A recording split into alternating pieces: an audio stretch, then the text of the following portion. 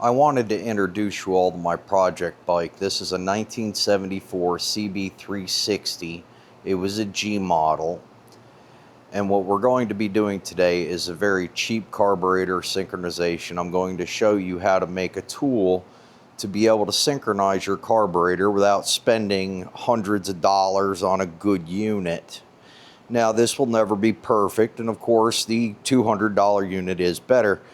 But I know when I was a young man, very often you had to make a choice between buying proper tools to work on your motorcycle or having a beer to drink at the end of the day, and of course the beer always won out.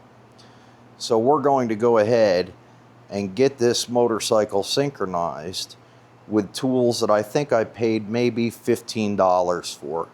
We'll get started here in just a minute. Here is what we're going to be using for this. You've got your yardstick, a roll of clear tubing, and 2 MIG welder tips. The MIG tips are simply to slow the impulses so that it makes it easier to see where your fluid is moving to during the synchronization. What I'm doing is just drilling some holes in this yardstick so that we can attach our hose with zip ties.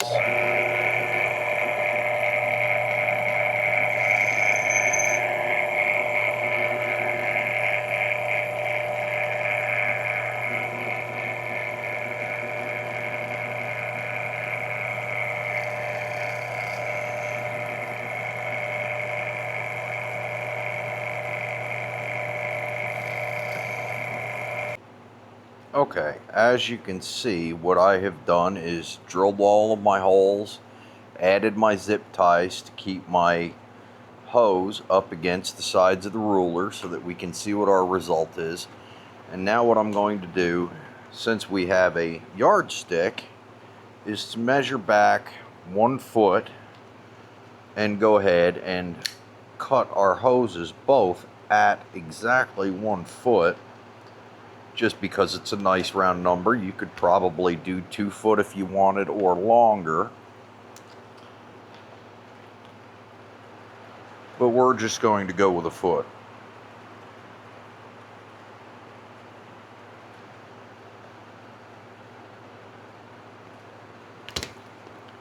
Now I'm going to take our MIG welding tips and slide them into each end. May have to heat up some water for this, as they're going to be extremely tight because of the hose that I've chosen.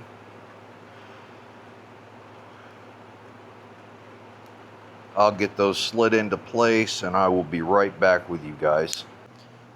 I noticed in my normal fashion I tend to get these things out of order, and I forgot to tell you guys to go ahead and add your 2-stroke oil to your hose prior to putting in your restrictors.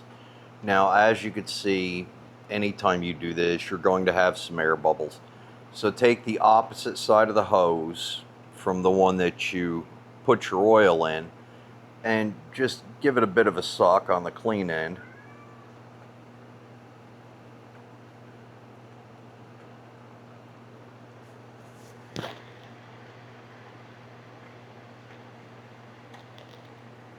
And when you start getting too far down, just let the oil resettle. As you can see, it is pulling the air out of the hose. I'm going to go ahead and pause you guys again until I can get this done, because it will take a few minutes and I don't feel like boring you to death.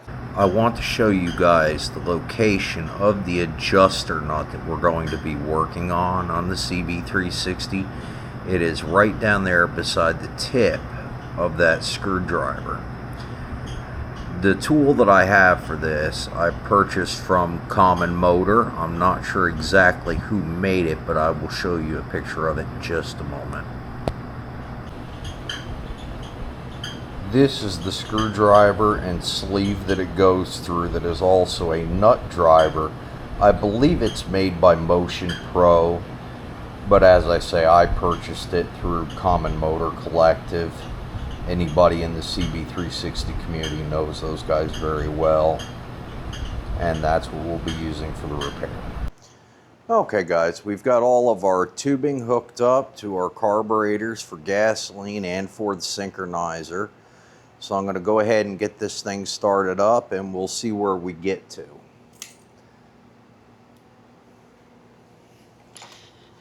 Now it is hot, so it may take me just a second to find top dead center.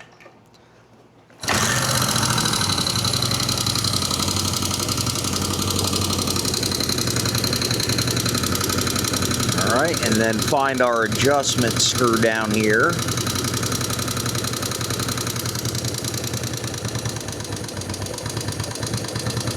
And we're just going to slowly adjust